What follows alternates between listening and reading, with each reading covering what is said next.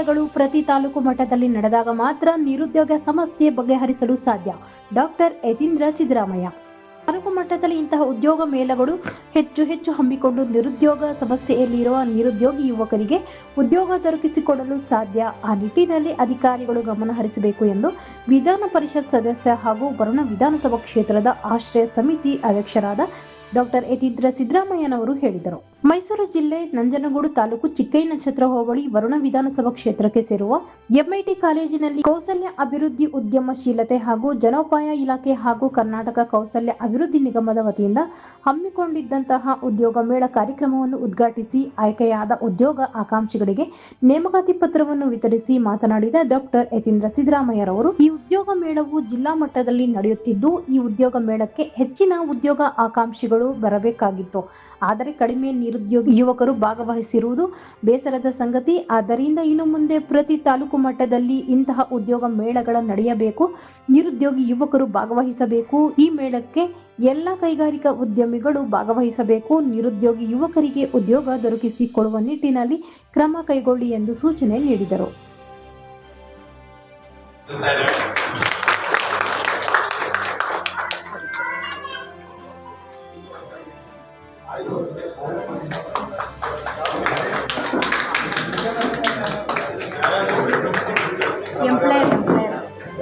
ಈ ಮಕ್ಕಳೇ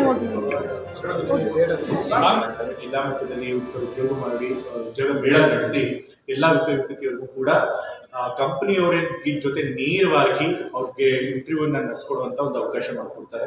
ಈ ಒಂದು ಇಂಟರ್ವ್ಯೂಗಳ ಆದಾಗ ಎಷ್ಟೋ ಜನಕ್ಕೆ ಅಲ್ಲೇ ಸ್ಥಳದಲ್ಲಿ ಕೂಡ ಕೆಲಸ ಸಿಗುತ್ತೆ. ಈ ಒಂದು ಉದ್ಯೋಗ ಮೇಳದಲ್ಲೂ ಕೂಡ ಸುಮಾರು 836 ಉದ್ಯೋಗಾಕಾಂಕ್ಷಿಗಳು ಬಂದಿದ್ರು. ಅವರಿಗೆ ಸುಮಾರು 20 ಜನಕ್ಕೆ ಈಗಾಗಲೇ ಸ್ಥಳದಲ್ಲಿ ಆಫರ್ ಲೆಟರ್ ಕೂಡ ಕೊಟ್ಟಿದ್ದಾರೆ. ತೋರಿಸೋ ನನಗೆ ಪಟ್ಟಿ ಹಲವಾರು ಸುಮಾರು 7-8 ಕಂಪನಿಗಳಲ್ಲಿ ಬೇರೆ ಪೋಸ್ಟ್ಗಳಲ್ಲಿ ಉದ್ಯೋಗಗಳನ್ನ ಆಫರ್ ಲೆಟರ್ ಸ್ಥಳದಲ್ಲಿ ನೀಡಿದ್ದಾರೆ. ಸೊ ಆ 20 ಜನ ಯುವತಿಯರಿಗೆ ಕೆಲಸ ಇಲ್ಲೇ ಕೆಲಸದಲ್ಲಿ. ತಾಂಡವಪುರ ಗ್ರಾಮದಲ್ಲಿ ಅಂತಾರಾಷ್ಟ್ರೀಯ ಮಹಿಳಾ ದಿನಾಚರಣೆ ಅಂಗವಾಗಿ ವಿಶೇಷ ಮಹಿಳಾ ಗ್ರಾಮ ಸಭೆ, ನಿವೃತ್ತ ಅಂಗನವಾಡಿ ಮಹಿಳಾ ನೌಕರರಿಗೆ ಸನ್ಮಾನ.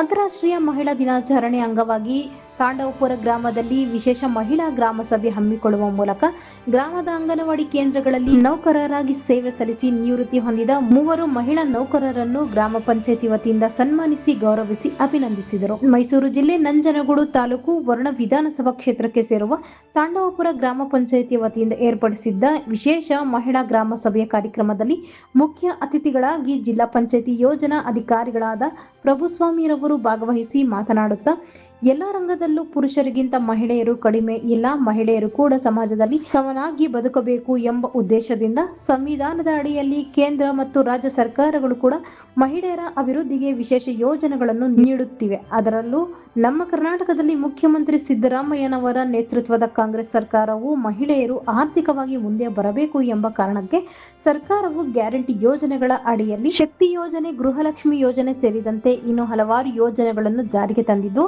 ಆ ಯೋಜನೆಗಳ ಉಪಯೋಗವನ್ನು ಪಡೆದುಕೊಂಡು ಸದುಪಯೋಗ ಮಾಡಿಕೊಂಡು ಸಮಾಜದಲ್ಲಿ ಮುಂದೆ ಬನ್ನಿ ಎಂದು ಸಲಹೆ ನೀಡಿದರು. ತಾಲೂಕು ಪಂಚಾಯತಿ ಕಾರ್ಯನಿರ್ವಹಣಾಧಿಕಾರಿ ಜೆರಾಲ್ಡ್ ರಾಜೇಶ್ ಮಾತನಾಡಿ, 100 ವರ್ಷಗಳ ಹಿಂದೆನೇ ಮಹಿಳೆಯರು ಪುರುಷರಿಗಿಂತ ಕಡಿಮೆ ಇಲ್ಲ ಎಂದು ಹಲವಾರು ರಂಗದಲ್ಲಿ ಸಾಧನೆ ಮಾಡಿ ತೋರಿಸಿದ್ದಾರೆ.